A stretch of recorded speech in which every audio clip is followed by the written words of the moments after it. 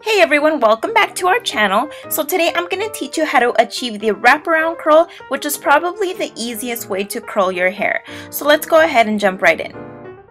No matter how much heat you use, you want to be sure to always wear a heat protectant. When you're curling, straightening, blow drying, this is just going to keep your hair healthy or as healthy as possible. And here I'm just using Treseme's Keratin Smooth. I'm just going to detangle my hair with a regular paddle brush, and this is also going to help the product distribute evenly throughout my hair. I prefer doing this rather than doing sections and spraying because sometimes I will forget. So for this hairstyle, I'm going to break it off into 4 sections. The first section is going to be right above my ears, and I'm just going to pull my hair all the way back, and that's going to be my bottom section.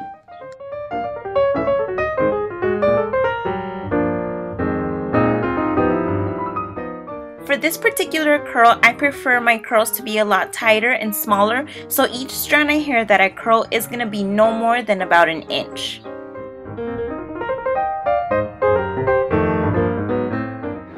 I'm going to be using a 1-inch curling iron by Hot Tools, and you want to be sure that all the curls are going to be away from your face. So to achieve this, you're going to place the curling iron behind your head and begin wrapping around. I have thicker, harder to work with hair, so I do hold the curl for about 7 to 10 seconds. But if you have thinner hair or easier to work with hair, you can hold it for about 5 seconds or as soon as you see your curl starting to form. To achieve a tighter curl, you want to be sure that your hair does a little twist while you wrap around rather than lay flat while you wrap around, because that's going to give you a looser, more beachy type of curl. Continue doing this until you reach about half of your hair on your bottom section, and then you're going to go ahead and continue with your other hand on the other half.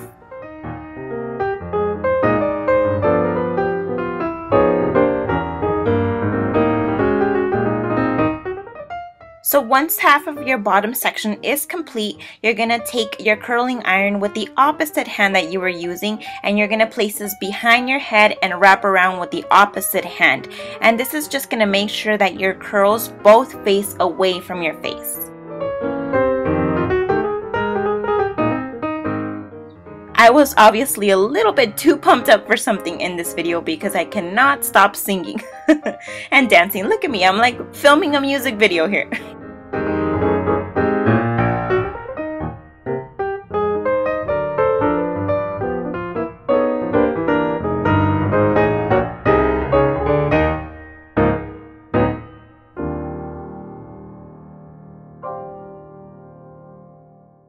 So the second section of your hair is going to be right above eyebrow level, and you're going to continue doing the exact same thing. Half of your hair with one hand and half of your hair with the other hand.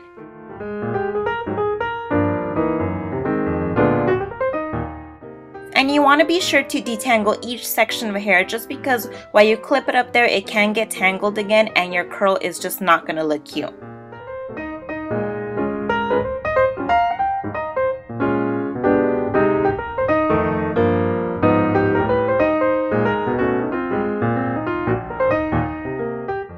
My first section of hair, which is actually the very bottom, is the only one that I do from front to back. Everything else I start from the back and work my way forward. That's just something I do. I don't know, I just feel more comfortable that way, but it doesn't really matter. You can go from front to back or from back to front, whatever way works for you.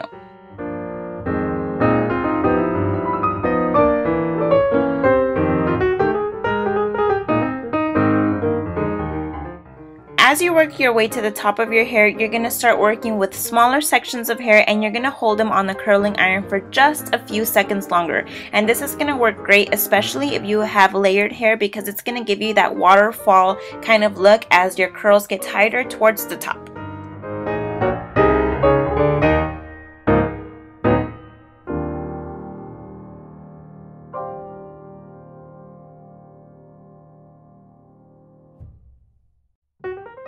If a certain curl didn't come out exactly how you wanted it, it's important to just let it go and find it once you're done with that section of hair. If you don't let the curl cool off, then it's going to be much harder to curl. And that's exactly what I do after every section. I just make sure that all my curls look good, and then I do it again at the very end.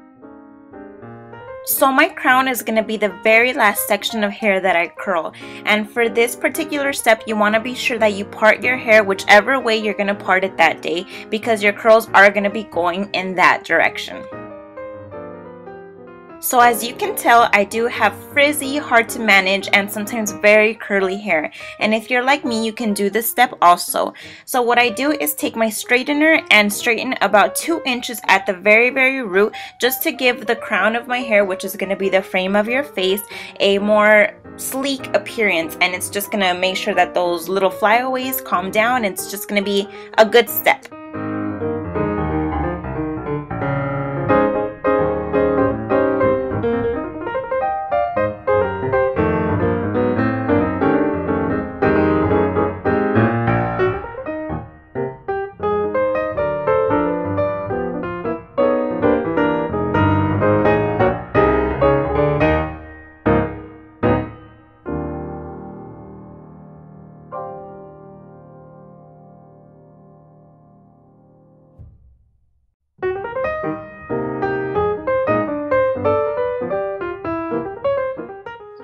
If you do have bangs, you're going to curl that a little bit different than the rest of your hair.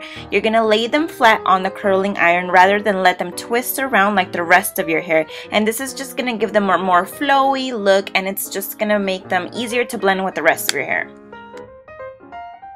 So once you're done with everything, I'm just going to let all my hair go, and I'm kind of going to use a rat tail comb to smooth out the roots just to make sure that everything is going in the same direction. Once I'm done with that, I'm just going to go ahead and separate the curls using my fingers. And if your hair is more manageable, you can use a wide tooth comb. But for my frizzy hair girls, I don't recommend it just because it will create a little bit of frizz in your hair. And I'm just going to go ahead and touch up any curls that I see that I didn't like after my hair is cooled off.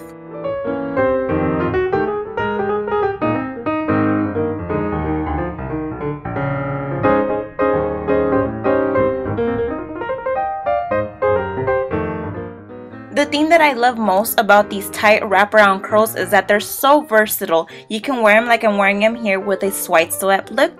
You can even do a headband around your hair, and it's going to make them a lot more casual, or just keep hair away from your face. If you want to part it down the middle, you can just clip your bangs back and it's going to give you a more fun, flirty look. Or you can even señorita it up and wear a kick-ass red lipstick.